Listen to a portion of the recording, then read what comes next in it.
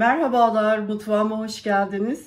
Bugün mutfağımda şöyle sıcacık, bol naneli, güzel bir şehriye çorbası yapacağız. Çorbamda kullanacağım malzemeler 200 milim bardak ile 1 bardak dolusu arpa şehriye kullanacağım. Yine aynı bardak ölçüsüyle daha önceden haşladığım, buzluğa attığım nohuttan 1,5 bardak kullanacağım. Burada 1 çay kaşığı biber salçası, 1 tatlı kaşığı domates salçası var. 2 çay kaşığı tuz, 1 çay kaşığı karabiber, 1 tatlı kaşığı kırmızı toz biber kullanacağım.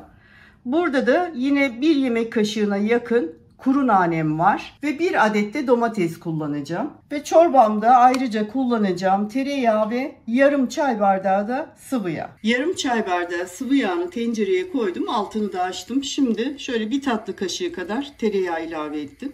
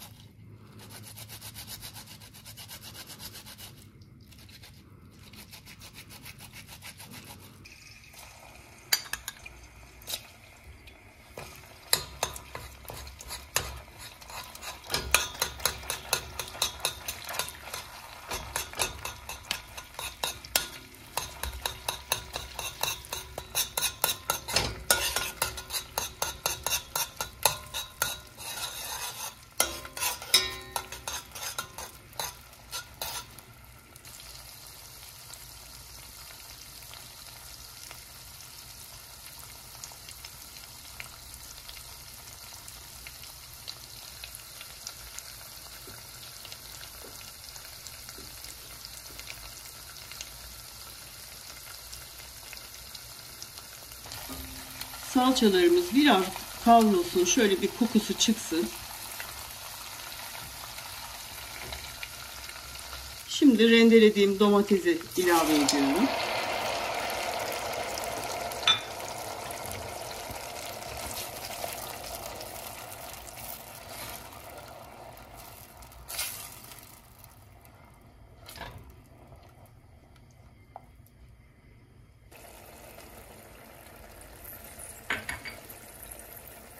Baharatlarımı da ilave ettim. Şöyle biraz daha pişsinler.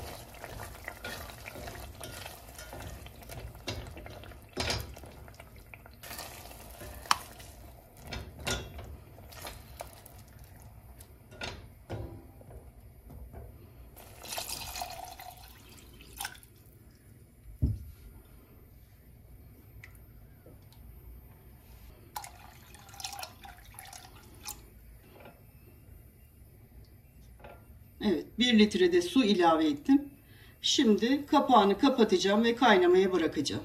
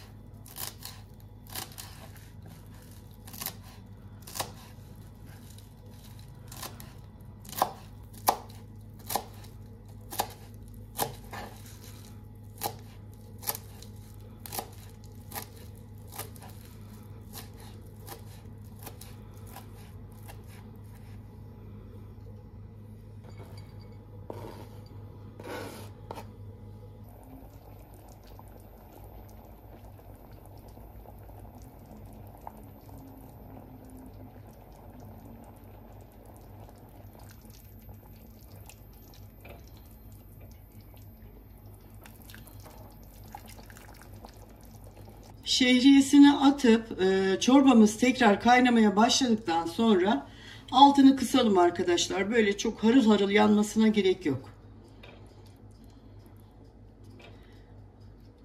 Evet.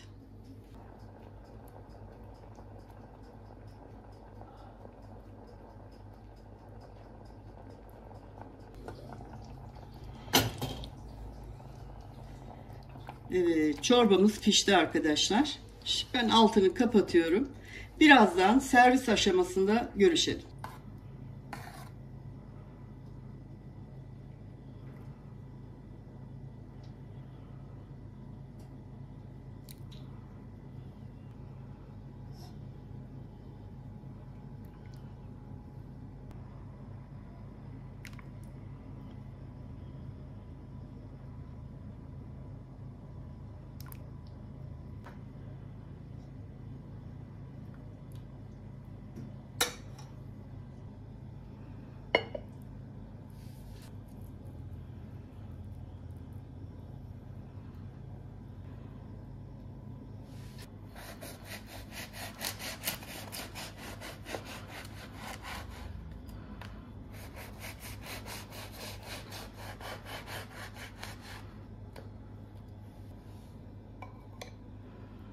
Kıvamı çok güzel oldu.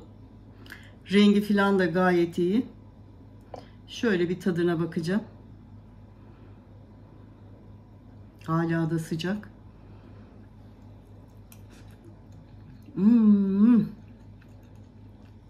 Arkadaşlar gerçekten bakın, hiç tavuk suyu, et suyu kullanmadığım halde ama tereyağının da lezzeti binmiş.